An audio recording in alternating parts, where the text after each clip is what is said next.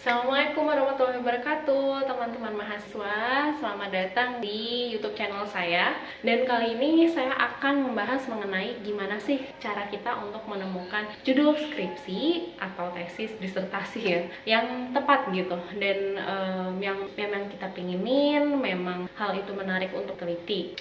Apa saja sih tips and triknya dari saya? Dan ya saya menjelaskan ini karena saya pernah melalui ya skripsi, tesis, dan juga disertasi itu pernah saya lalui, dan juga saat ini saya menjadi pembimbing dosen untuk para mahasiswa saya, sehingga banyak banget pertanyaan yang masuk ke saya mengenai gimana sih cara menemukan ide topik skripsi gitu. Karena mungkin bagi sebagian orang mengalami kesulitan untuk menemukan suatu ide gitu ya, ide yang bagus, tapi mungkin sebagian orang tidak menemukan kesulitan itu. Jadi ya ini videonya untuk teman-teman yang mungkin merasa kesulitan untuk menemukan suatu ide topik skripsi yang bagus, yang baik gitu ya, dan bisa disetujui oleh pembimbing kalian.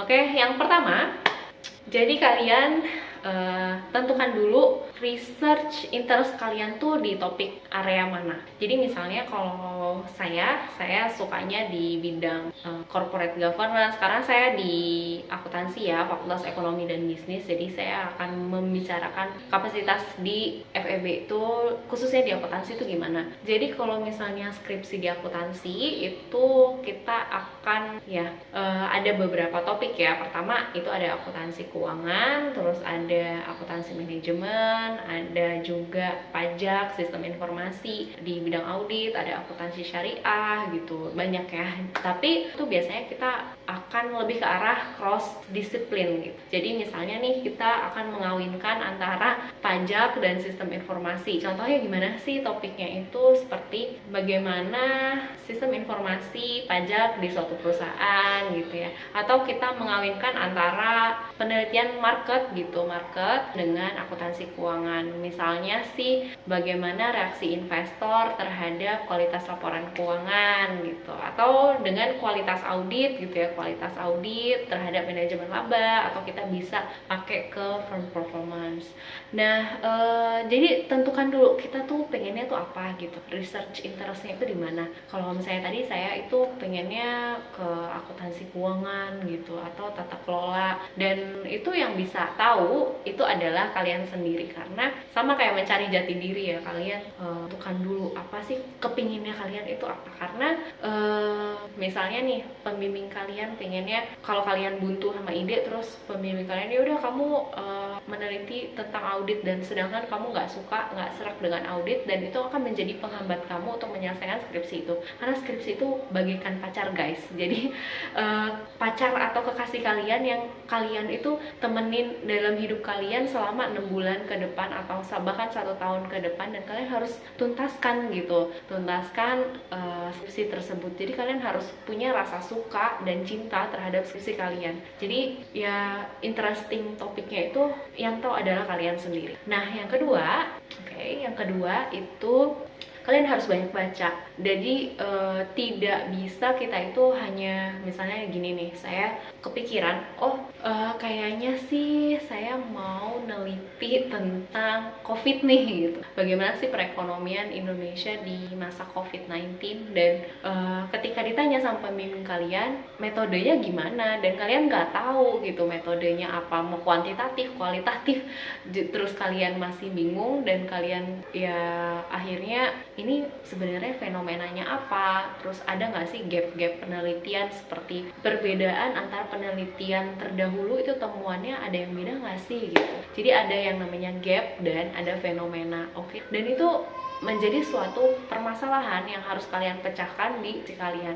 Jadi makanya ada yang namanya hipotesis. Kalian menduga, masalahnya itu karena ABC, masalahnya itu apa, latar belakangnya seperti apa, lalu kalian menduga bahwa hal ini mungkin saja terjadi karena faktor apa gitu. Dan itu akan kalian buktikan hipotesis dugaan kalian itu dengan suatu metode. Dan ketika pembimbing kalian atau penguji nanti bertanya apa sih sebenarnya metodenya gitu, metodenya itu yang digunakan tuh bagaimana, mengukurnya apa, dan untuk membuktikan hipotesis kalian itu. Dan metode itu sangat penting karena itu yang akan menjawab permasalahan tadi. Dan juga memang kalian harus banyak membaca. Jadi banyak membaca bagaimana sih metodenya. Kalau untuk skripsi nih teman-teman, skripsi itu sangat-sangat menurut saya levelnya kan tidak seperti tesis atau disertasi ya. Jadi kalau skripsi itu yang penting kita bisa menerapkan teori-teori yang ada, dan juga kita misalnya nih kalau kalian mau pakai kuesioner itu masih boleh untuk menggunakan kuesioner dari sumber referensi suatu jurnal gitu ya, kalian pakai dan diterapkan di suatu sampel ya, sampel yang kalian pilih atau di suatu perusahaan. Jadi kuesionernya bisa kalian pakai. Tapi kalau levelnya tesis atau disertasi gitu kan, itu harus bisa menganalisis dari sekian banyak pengukuran yang ada, kalian tentukan kenapa kalian pakai itu gitu, kenapa kalian pakai pengukuran itu. Jadi kalau misalnya tesis disertasi itu kan harus ada apa ya, ada why-nya gitu, ada kenapa sih kita mau pakai pengukuran itu dan apa yang kurang dari pengukuran itu sehingga kita mau diperbaiki gitu dari pengukuran itu untuk kedepannya lebih baik, sehingga itu menjadi suatu kontribusi bagi tesis atau disertasi kalian. Dan yang ketiga, setelah kalian banyak membaca ya, banyak membaca dari berbagai topik jurnal dan kalian punya suatu ide gagasan gitu, oh saya pengennya di pajak gitu, oke saya mau meneliti tentang penghindaran pajak, dan kalian banyak membaca jurnal tentang penghindaran pajak, bisa dari Google Scholar ya, kalian tinggal klik aja Google Scholar terus kalian search penghindaran pajak, dan itu banyak banget artikel yang akan muncul dan kalian baca. Dan kalian download aja minimal 20 jurnal terkait dengan penghindaran pajak. Atau misalnya kalian mau meneliti tentang kualitas audit, dan itu boleh banget kualitas audit, dan kalian search aja kualitas audit dan itu akan banyak banget. Oke, selanjutnya yang ketiga tadi, setelah kalian dapat bahan bacaannya, terus kalian bisa membuat mind mapping research. Jadi setelah kita dapat bahan bacaan, kita akan membuat suatu mind mapping dari research yang ada. 20 jurnal tadi yang kalian download, kalian simpan di folder. Jadi terus kalian nama itunya ya, nama filenya di satu folder kalian save, terus harus diarsipkan gitu dalam satu folder biar suatu saat nanti ketika kalian mau baca-baca kembali jurnalnya itu mudah banget untuk dapetin si jurnal itu. Jadi nggak kececer di file-file apa gitu ya, ini di mana. Jadi sebelum kalian melakukan sebuah skripsi gitu ya, itu saran saya manajemen arsipnya itu harus baik. Terus setelah tadi yang penting adalah kita bikin mind mapping research-nya. Nah, mind mapping research itu berupa kayak kita bikin sebuah jaring-jaring laba-laba gitu ya. Jadi jaring-jaringnya itu, oh ini dari ada yang menemukan bahwa A ke B, terus kalian baca lagi jurnalnya itu B, dan setelah ada yang menemukan B ke C, terus ternyata ada dari B ke D dan dari D ke E, dan itu tiap peneliti terdahulu mungkin saja ada menemukan hal-hal yang berbeda, ada yang menemukan positif, negatif, ada yang tidak berpengaruh, sehingga tidak konsistennya hasil penelitian di penelitian terdahulu, dan ada fenomena yang terjadi pada saat ini, zaman sekarang gitu ya. Dan itu membuat suatu penelitian itu menarik dan itu harus diungkapkan gitu, ungkapkan dan diteliti. Menurut kalian kenapa sih bisa terjadi hal seperti itu? Kenapa sih bisa variabelnya itu tiap penelitian itu tidak konsisten? Apakah karena pengukurannya beda, dari datanya mungkin itu, atau apa? Ya itu bisa jadi topik yang menarik. Apalagi kalau misalnya dikaitkan dengan fenomena-fenomena yang ada, misalnya nih terkait dengan investasi bisnis, terkait dengan ketidakpastian bisnis, terkait dengan manajemen risiko gitu ya, risiko yang terjadi akibat ketidakpastian ekonomi, politik, sosial, ataupun kayak sekarang COVID-19 gitu ya. Kalau di akuntansi mungkin terkait dengan konvergensi IFRS gitu. Jadi banyak sekali fenomena-fenomena yang terjadi yang mungkin saja itu menjadi bumbu-bumbu gitu ya, bumbu-bumbu kali itu akan jadi semakin menarik. Oke, saya akan mencontohkan bagaimana sih caranya kita melakukan mind mapping research. Penasaran kan? Stay tune ya. Saya akan ke PC, jadi kalian melihat bagaimana saya melakukan mind mapping research. Oke teman-teman, kita sekarang udah ada di PC saya. Jadi saya akan tunjukin gimana caranya untuk melakukan mind mapping research. Oke, kita langsung aja ya. Oke, jadi kita langsung masuk aja ya ke layar saya. Teman-teman bisa langsung dilihat di layar. Jadi saya ambil beberapa jurnal gitu, dan teman-teman bisa lihat di sini. Ini ngasal aja ya. Jadi misalnya kalian mau tentang topik penghindaran pajak, manajemen laba, ataupun tentang audit gitu ya. Dan saya siapin dari Microsoft Visio-nya, dan kita akan membuat suatu jaring-jaring laba kalau saya bilang, atau research dari, nah kita bikin. Oke, ini termasuk mind mapping research-nya. Oke, jadi saya bikin buat seperti ini biar kalian bisa lihat ya. Nah, ini ada artikel yang pertama, yaitu artikelnya pengaruh tata kelola perusahaan dan penghindaran pajak terhadap manajemen laba pada perusahaan manufaktur. Oke, jadi pertama itu kita akan bikin proses.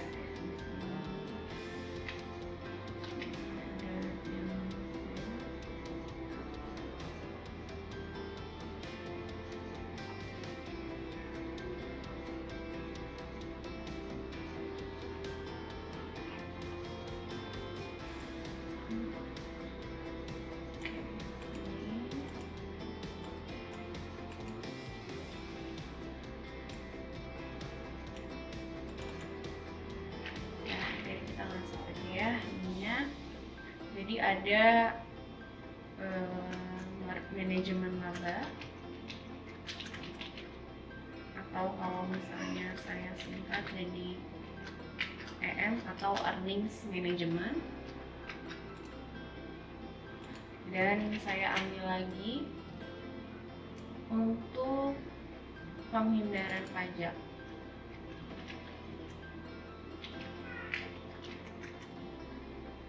Penghindaran pajak biasanya saya sebut dengan TA atau tax avoidance. Jadi kita taruh aja di sini TA. Oke, teman-teman TA tahu ya bahwa TA itu tax avoidance. Lalu ada CG. Oke, ya seperti di sini ada CG. Dari judul seperti ini ya. Terus kita akan masuk ke penjelasannya. Kita biasanya saya lihat di peneliti ini ya, di introduction gitu untuk cepatnya. Di sini dilihat bahwa Wang dan Chen 2012 menemukan hubungan positif antara earnings management dan tax avoidance, sehingga saya akan bikin konektornya. Konektornya akan saya kasih ke sini. Lalu juga saya bikin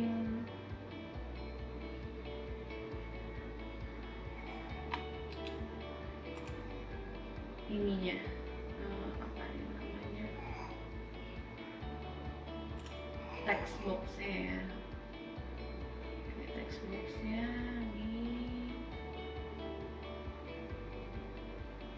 ini mohon maaf. Oke, di sini di text box itu adalah penemuannya si Wang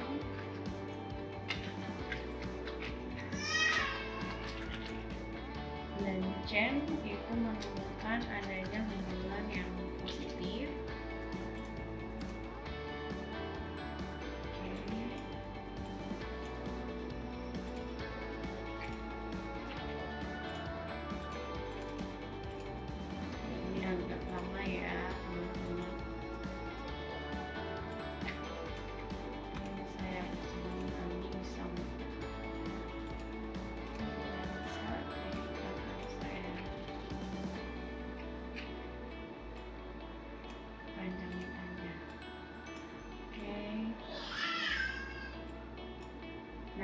Wang dan Chen menemukan hubungan yang positif.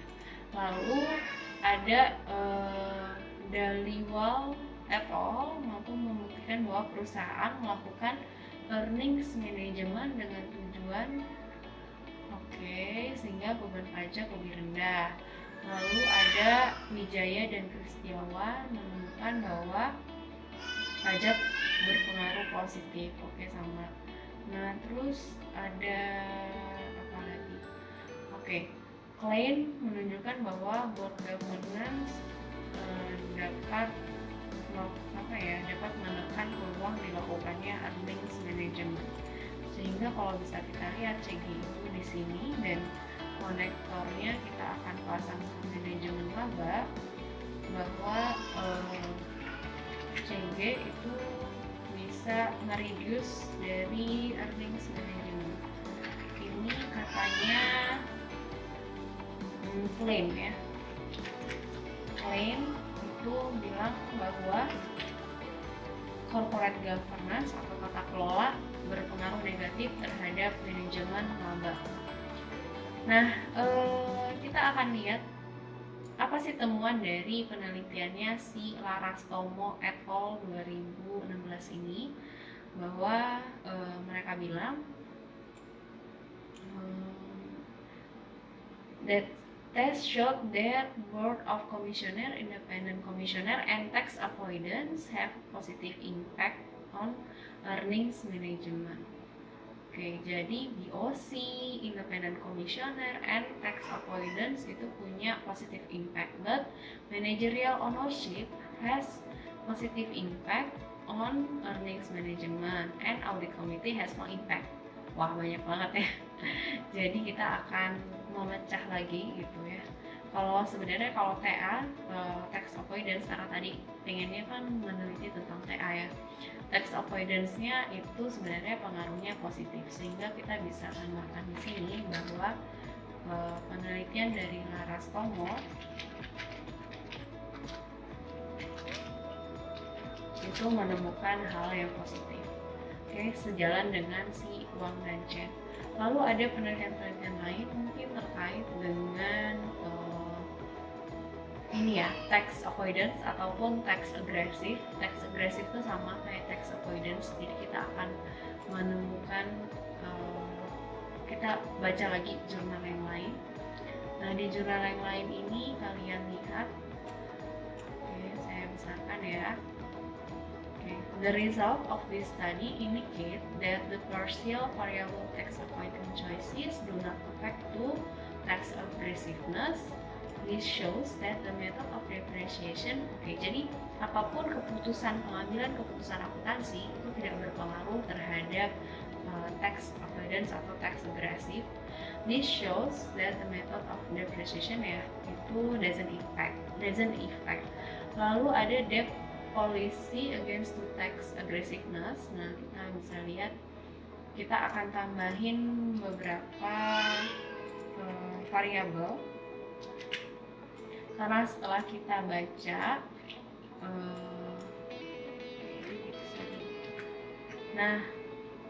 setelah kita baca ternyata ada variabel lain yang berpengaruh ke tax avoidance, which is kalau kita tahu tadi ada yang namanya ownership, terus ada juga debt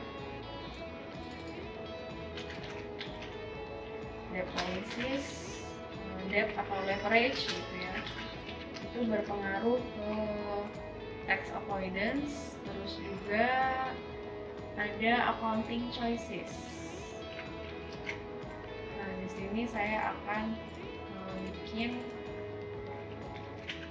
AC gitu ya, accounting choices, dan saya pasangin konektornya.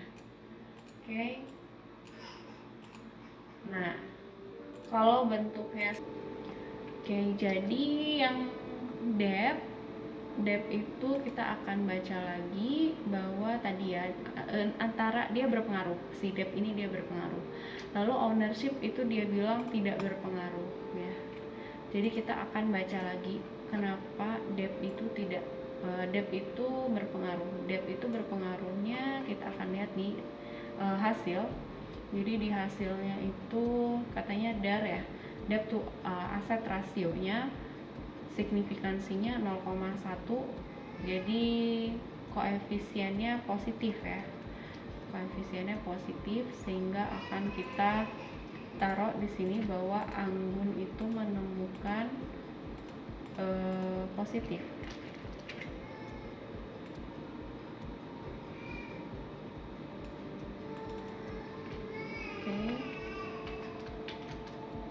Nah, oke teman-teman, dari beberapa jurnal ini terus kita akan lihat di introduction ya, mengintip introduction dari punyanya Anggun Romadina.